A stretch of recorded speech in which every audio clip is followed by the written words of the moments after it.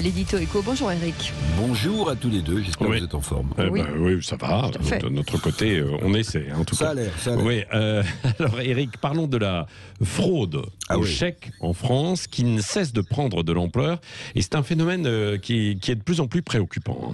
Oui, c'est le mode de paiement, Patrick, le plus fraudé en France, le chèque, devant la carte bancaire, dont on parle souvent pourtant de cette fraude, ou le paiement en ligne.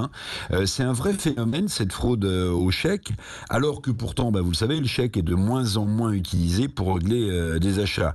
Juste deux chiffres. En 2019, la fraude a représenté, écoutez bien, au chèque, 540 millions d'euros, contre 296 millions en 2017, donc 2 ans d'écart. C'est presque un doublement. Vous voyez l'ampleur de ce phénomène, et ces chiffres, je les sors pas de nulle part, c'est l'Observatoire de la sécurité des moyens de paiement qui les donne.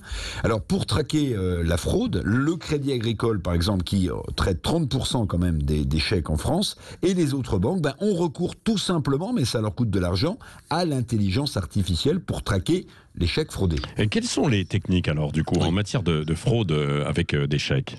Alors, les techniques, pour frauder les chèques, ça va du classique, si j'ose dire, vol de chéquier, évidemment, à la falsification, en passant, écoutez bien, par la contrefaçon. Il y a des faux chèques imprimés qui prêtent vraiment à confusion, des faux chèques imprimés comme on imprime des faux billets de banque, y compris d'ailleurs des faux chèques imprimés de banque. Vous savez, les chèques certifiés pour des gros achats par les banques. Il peut y avoir des contrefaçons. Alors le phénomène est pas évidemment pris à la négligemment par les banques. Ce phénomène est pris très au sérieux, même si on peut quand même le noter.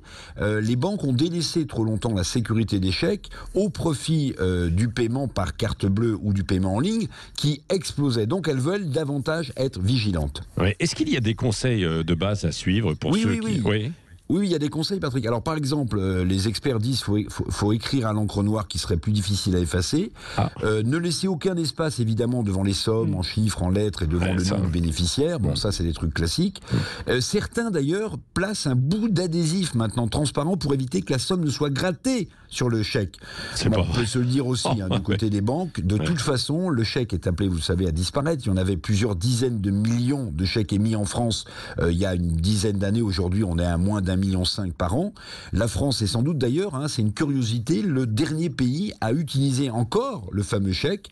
Mais cette disparition fera aussi le bonheur des banques, je vais vous le dire. Le traitement des chèques, bien sûr, a un coût, la chasse à la fraude a un coût, le système bancaire français le supporte. Mais bonheur surtout, parce que le chèque, lui, il est gratuit depuis 1943, alors que la carte bancaire, bien sûr, elle est payante depuis le début. Donc, les banques, même si elles pèsent aujourd'hui devant la fraude au chèque, ne verseront évidemment pas beaucoup de larmes sur sa prochaine disparition, mon cher. Voilà. Oui, absolument. Non, mais alors ça vous m'étonnez là. Vous mettez, alors c'est du scotch, finalement, sur la somme que... Il y a des gens qui mettent un bout d'adhésif, mais vous savez qu'il y a une législation qui empêche la dégradation du chèque. Donc, on peut considérer que le fait de mettre un bout d'adhésif sur la somme que vous écrivez, si on le retire, ça dégrade le chèque. Donc vous pouvez, en ayant fait la chasse aux fraudeurs, on peut vous accuser d'avoir dégradé un chèque. Vous voyez, donc c'est à double tranchant. Mais il y a des gens qui mettent des bouts d'adhésif pour éviter qu'on gratte ou la somme en lettres, la somme en chiffres. Est-ce qu'on peut encore faire un chèque sur une feuille de papier ?